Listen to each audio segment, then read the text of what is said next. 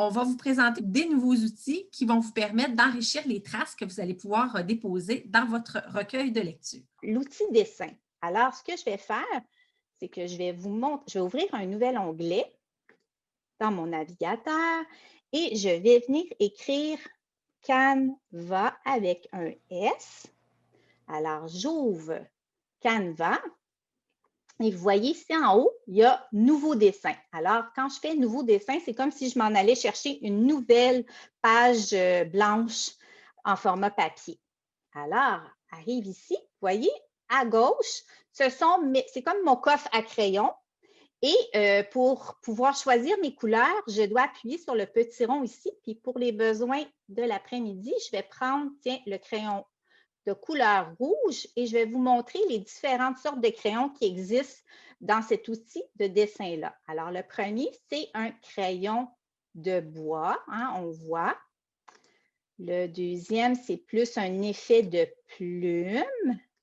Il y a l'option du crayon feuille, l'option de la craie et finalement, il y a la gomme effacée qui nous permet d'enlever des petites erreurs qu'on aime moins sur nos crayons.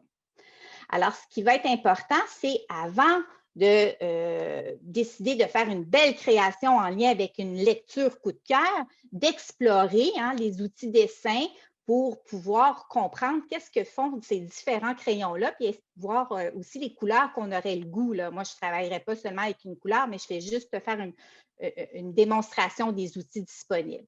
Quand ma création est terminée, j'appuie sur la petite maison en haut.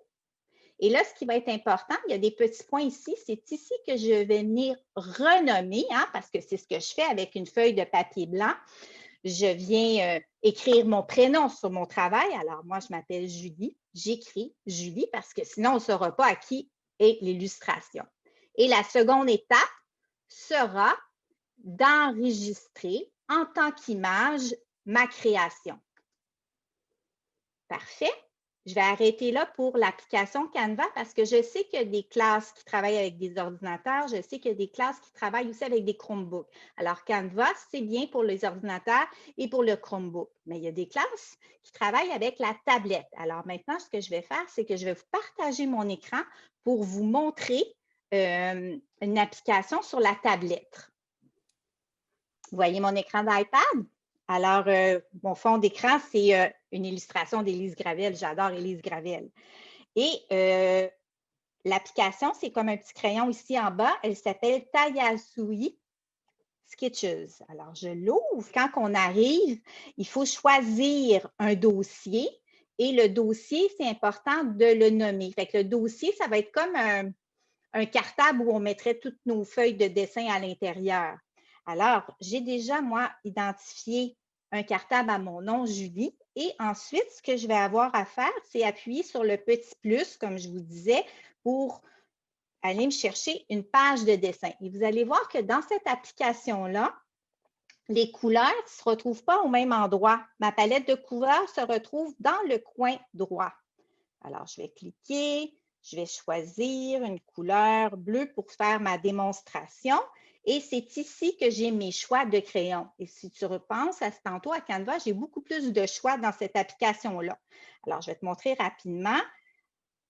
Les premiers choix, ce sont des feuilles de différentes grosseurs. On part du plus petit au plus grand, mais aussi, il y en a un qui donne un trait vraiment très, très fin. Le prochain, c'est plus le crayon de bois. Et ensuite, on a plusieurs effets au niveau du pinceau. Celui-là donne un peu plus une allure de pinceau à l'eau. Celui-là, ça me fait penser au pastel. Et on a aussi la plume. Et on a la possibilité aussi d'effacer une erreur qu'on aurait faite sur notre dessin. Encore une fois, il y a l'aspect des 3 petits points. C'est dans l'aspect des 3 petits points que, quand je vais avoir fini ma création, je vais venir cliquer sur mes petits points. Et vous voyez qu'il y a 2 sortes de flèches. On va prendre la flèche qui va vers le haut parce que ça veut dire que je veux partager ma création. Alors, je vais peser sur ma flèche vers le haut. Et ensuite, ce qui va être important, c'est de venir choisir « Sauvegarder dans Photos ». ça va s'en aller dans la pellicule photo de la tablette numérique. Vous voyez, c'est écrit « Sauvegarder », c'est très bon signe. Alors, ce que je pourrais faire, c'est revenir à la page d'accueil pour le prochain élève qui utilisera la tablette. Je vais fermer mon application en appuyant sur le bouton et je vais aller ici dans la fleur. C'est ici que je vais retrouver mon illustration.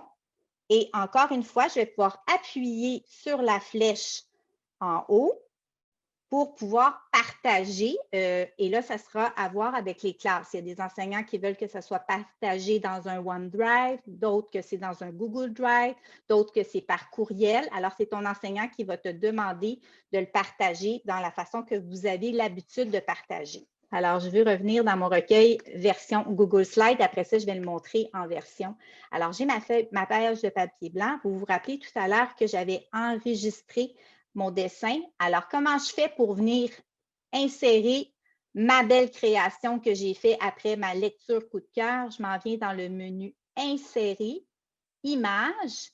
Et là, ça se pourrait qu'elle soit sur le Google Disc si on l'enregistrait à cet endroit-là ou elle soit téléversée sur mon ordinateur. Moi, je sais que je l'ai téléversée tout à l'heure sur mon ordinateur dans mes téléchargements. Puis vous rappelez l'importance de nommer nos illustrations. Ça nous permet de mieux retrouver notre création. Et on l'ouvre et voyez-vous, ça l'a apparu dans le carnet. Et c'est ici que je peux venir jouer avec, je pourrais le rapetisser, puis on pourrait en mettre un par page, mais on pourrait décider aussi d'en mettre 4 de la classe. Alors, ça sera à vous de décider de quelle façon là, que vous allez nous partager. Alors, je vais aller montrer version PowerPoint parce qu'il y a des gens qui travaillent avec le PowerPoint en ligne. C'est presque pareil. On fait insertion et c'est juste que le menu image se retrouve ici. Et soit que je choisis cet appareil ou le OneDrive selon où est-ce qu'on a inséré. Je m'en viens choisir mon fichier dans les téléchargements, mon nom Julie, c'est plus facile de cette façon-là. Et j'appuie sur Insertion.